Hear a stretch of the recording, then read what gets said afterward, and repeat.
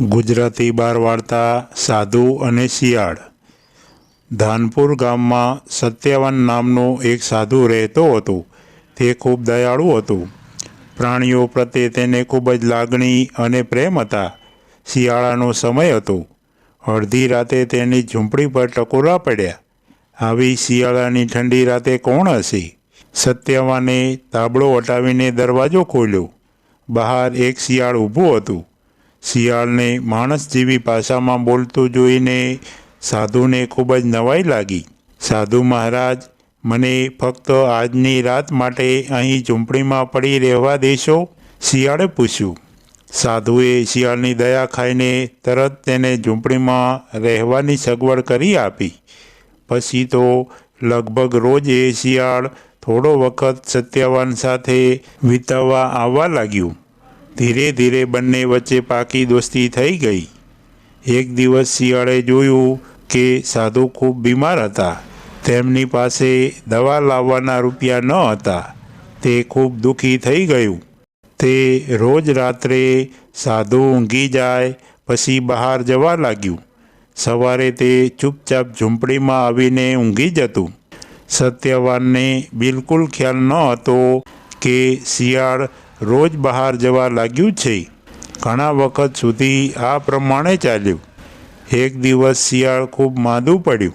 હવે ચિંતા કરવાનો વારો સાધુનો હતો। તેણે શિયાળને પૂછ્યું, એકાએક તને આ શું થઈ ગયું?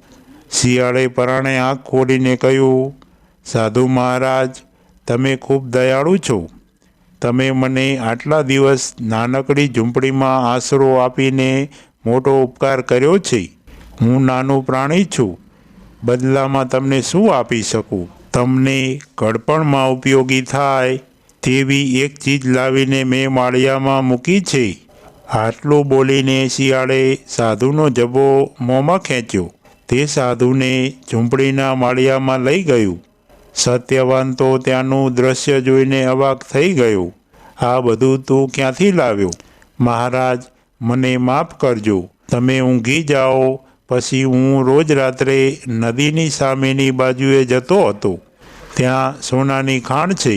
ખાણની બહારની રેતીમાં સોનાની ઘણી બધી રજ ઉડીને પડી હોય છે। હું એ રજોટીમાં આળોટતો અને રાત્રે જ અહીં આવવા નીકળી જતો અને નદી પરથી આવું તો નદીના પાણીમાં સોનાની રજ ઓગળીને વહી જાય।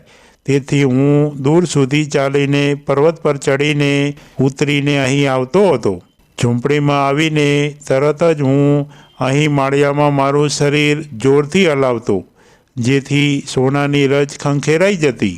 સાધુ મહારાજ, આ સોનાની રજ વેચીને તમે પૈસા મેળવી શકશો। તેમાંથી રસોઈનો સામાન તથા દવાઓ લાવી દેજો। હવે તમારે વૃદ્ધાવસ્થાની ચિંતા કરવાની જરૂર નથી। એક પશુનો પોતાની તરફનો પ્રેમ જોઈને સત્યવાનની આંખો ભીંજાઈ ગઈ। તેણે શિયાળને ઉંચકી લીધું। માણસ વચ્ચે પણ આવી નિસ્વાર્થ લાગણી મેં જોઈ નથી। આ પૈસાનો હક ફક્ત મારો નથી। આપણે બંને આમાંથી સારામાં સારી દવા, ફળ અને અનાજ લાવીશું અને મિત્રો તરીકે વર્ષો સુધી અહીં રહીશું। સાધુ અને શિયાળ જીવનના છેલ્લા શ્વાસ સુધી સાથે રહ્યા। કોણ કહી શકે કે શિયાળ લૂચું પ્રાણી છે? બાળ મિત્રો, આવી દરરોજ નવી વાર્તા સાંભળવા માટે સબસ્ક્રાઈબ કરો અમારી ચેનલને।